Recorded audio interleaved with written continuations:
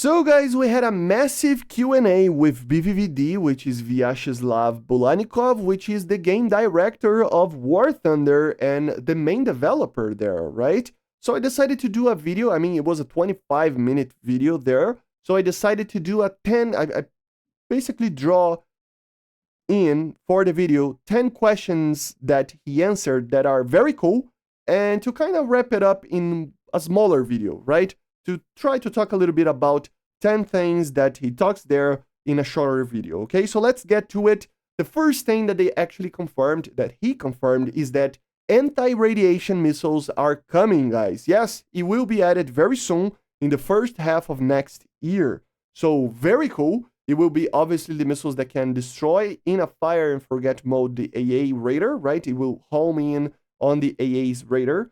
And also, technically, he says that it will be probably used as a reconnaissance weapon as well, which in a sense, you will be able to find where the targets are with the UI and stuff, where the AAs are basically on the UI, right, on the map. So very cool. So anti-radiation missiles are coming. Seed is coming. This was the first one that I really wanted to put in this video. The second one is pretty interesting as well. It is more to the end of the video, but still, submarines are coming. Yes, submarines again are confirmed. It was already pretty much confirmed before, but now he definitely confirmed that they are being worked on, and it won't take too much time, but it takes a lot of time, okay? So it takes, the development of submarines is taking a lot of time, especially, he says, due to the way that submarines will be working in a normal naval battle, right?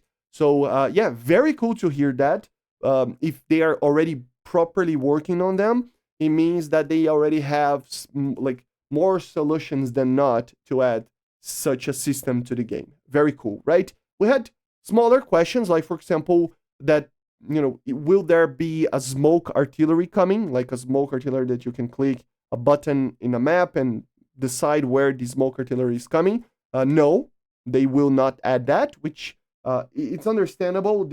Basically the answer there is due to griefing and everything, but yeah, makes sense. Another question is about ARB enduring confrontation, that it is not coming in the original sense of the word, but they are testing more and more different modes, like the aerial warfare that you talk about, which would include something like the seed missions and the strategic bombing missions that we had, that would kind of have a refreshing feeling for you to play if you wanted to play something like an Air RBEC, right?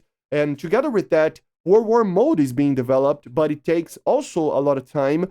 He says that it's slow but constant work to make sure that aerial warfare, together with World War mode, will be eventually added fully as a game mode in the game, okay? So World War mode eventually will be added, but it just takes a lot of time. Another thing regarding kind of this is strategic bombers, that he says basically a denial that they will not add strategic bombers. That means B-52s, B-2s, stuff like that, right? Tu-95s. So no plans for adding them on a normal grinding tech tree kind of situation, but they might appear as an event vehicle or something like that in the future, okay? So yeah, it's not a denial fully, but don't expect them too much. I would expect them as an event vehicle, squadron vehicle, just like the F-117 when it was added, right? Other questions include, for example, a tighter BR spread on the matchmaking, that he denies as well, right? He says that there's not really a reason to do that because of QE times, because of bans of maps, and etc. etc. He gave us a lot of answers there on the reasons, right? Why basically. But at the end of the day, he answers at the very end of the question that the main reason is that they are increasing the max BR of all the vehicles anyway. And at the end of the day, guys, if you really think about it, it becomes the same thing, right? So instead of having a 1 BR above or below that you can get in a match, the objective would be 0.7, right? That was the question. But if they increase the maximum BR and decompress the lower ranks as well, it would mean that it would have the same effect without too much of a problem with the matchmaking QE times, together with having still the variety of vehicles in the gameplay, etc. Right? So this is what kind of he's saying. So yeah.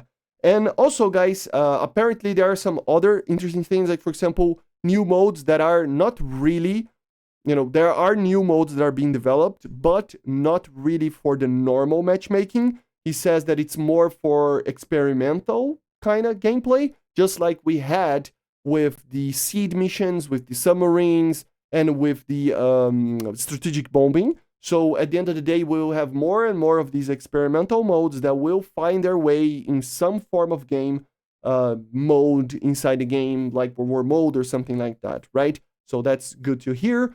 When asked about bigger maps for modern tanks, he says that no, they don't plan to add bigger maps from what we currently already have, especially because we already have pretty large maps. And the reason why we don't see them as often, he says it's due to basically a democratic vote on people banning these maps. So yeah, I know a lot of people that ban these larger maps as well. And if you really think about it, we are always basically draw more into the smaller ones than the bigger ones. So it makes sense. People like fast-paced stuff than slower-paced. I am more of a slow pace, so I love the bigger maps. I would love to have more modern, bigger, maps, but it makes sense. It makes sense, right?